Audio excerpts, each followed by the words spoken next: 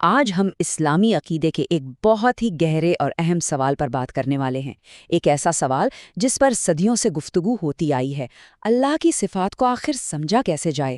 آئیے دیکھتے ہیں کہ اس کی بنیاد کیا ہے اور صحیح راستہ کون سا ہے۔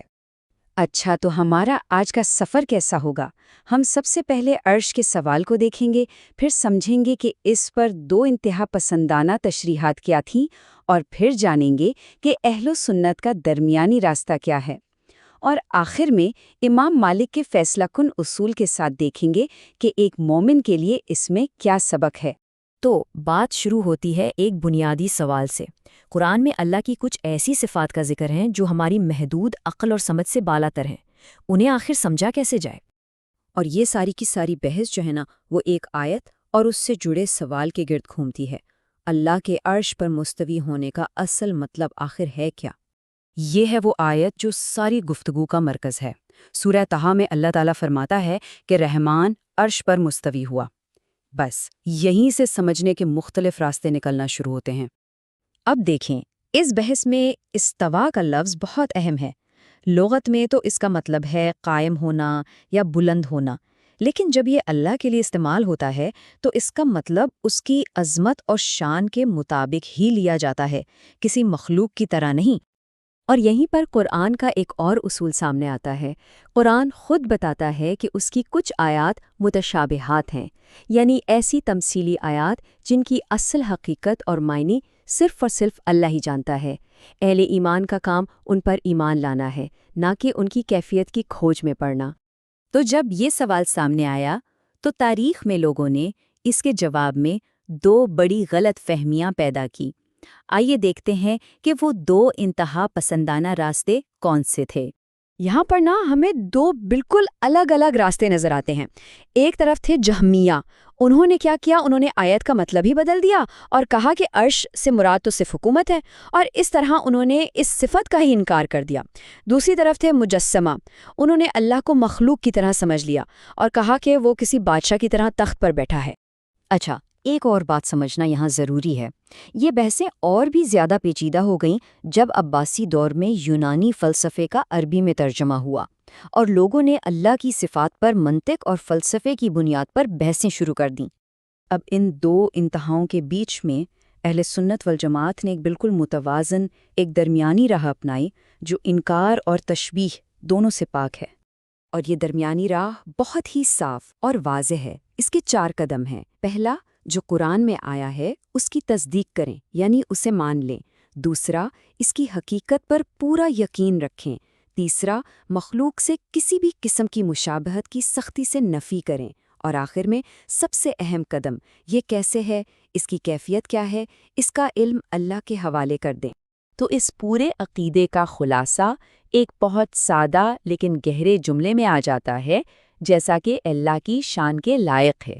یعنی ہم صفت پر ایمان لاتے ہیں لیکن اس کی کیفیت بیان نہیں کرتے، بس۔ چلے اب اسی اصول کو کچھ اور آیات پر لگا کر دیکھتے ہیں جو بظاہر ایک دوسرے سے ٹکراتی ہوئی لگتی ہیں، تاکہ اس طریقے کی حکمت اور بھی واضح ہو جائے۔ تو اگلا چیلنج یہ آتا ہے کہ بھئی اگر اللہ عرش پر اپنی مخلوق سے بلند ہے تو پھر قرآن یہ کیسے کہتا ہے کہ وہ ہماری شہ رگ سے بھی زیادہ قریب ہے؟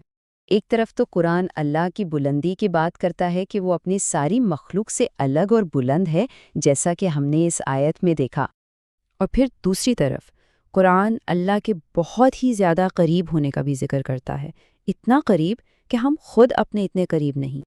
تو درمیانی راہ کا حل کیا ہے؟ حل یہ ہے کہ ایک آیت کی وجہ سے دوسری کو جھٹلایا نہ جائے۔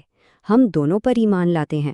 اللہ اپنی شان کے مطابق بلند بھی ہے اور اپنی ہی شان کے مطابق قریب بھی۔ یہ دونوں حقیقتیں ہیں اور ہماری عقل ان کا پوری طرح احاطہ نہیں کر سکتی۔ اس کی ایک بہت ہی خوبصورت مثال ہمیں نبی اکرم صلی اللہ علیہ وسلم کی حدیث میں ملتی ہے۔ ایک بار صحابہ کرام اونچی آواز میں دعا کر رہے تھے تو آپ صلی اللہ علیہ وسلم نے فرمایا کہ تم کسی بہرے یا غائب کو نہیں پکار رہے، بلکہ اس ہستی کو پکار رہے ہو جو تم سے تمہارے اونٹ کی گردن سے بھی زیادہ قریب ہے۔ یہ قربت حقیقی ہے، لیکن اس کی کیفیت مخلوق جیسی نہیں۔ اب اس پوری بحث کو سمیٹنے والا ایک فیصلہ کن قول آتا ہے امام مالک رحمۃ اللہ علیہ کا، جو ہمارے ابتدائی دور کے عظیم اماموں میں سے ایک ہیں۔ آئیے دیکھتے ہیں انہوں نے کیا اصول دیا۔ امام مالک رحمۃ اللہ علیہ کا یہ قول سمجھیں کہ اس مسئلے کا نچوڑ ہے۔ انہوں نے فرمایا استوا کا ذکر قرآن میں ہے تو یہ معلوم ہے، لیکن یہ کیسے ہے اس کی کیفیت مجہول ہے، یعنی ہمیں نہیں معلوم۔ اس پر ایمان لانا واجب ہے اور اس کی کیفیت کے بارے میں سوال کرنا بدعت ہے۔ یہ 4 نکات جو ہے نا، یہ اس عقیدے کی بنیاد بن گئے۔ تو ٹھیک ہے، اس ساری گفتگو سے ایک ماننے والے کے لیے، ایک مومن کے لیے کیا اہم اصول نکلتے ہیں؟ آئیے ان کا خلاصہ کرتے ہیں۔ دیکھیں، سب سے اہم نقطہ یہ ہے کہ یہ طریقہ ہمارے ایمان کی حفاظت کرتا ہے۔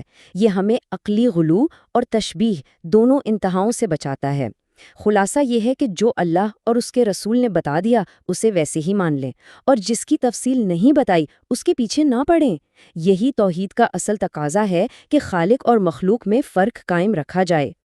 اور آخر میں یہ ایک سوچنے کی بات ہے کہ کیفیت پوچھے بغیر ایمان لانے کا یہ جو اصول ہے، یہ صرف اسی ایک صفت کے لیے نہیں بلکہ ایمان کے دوسرے بہت سے غیبی معاملات کو سمجھنے کے لیے بھی ایک بنیاد فراہم کرتا ہے۔ اس پر غور کیجیے گا۔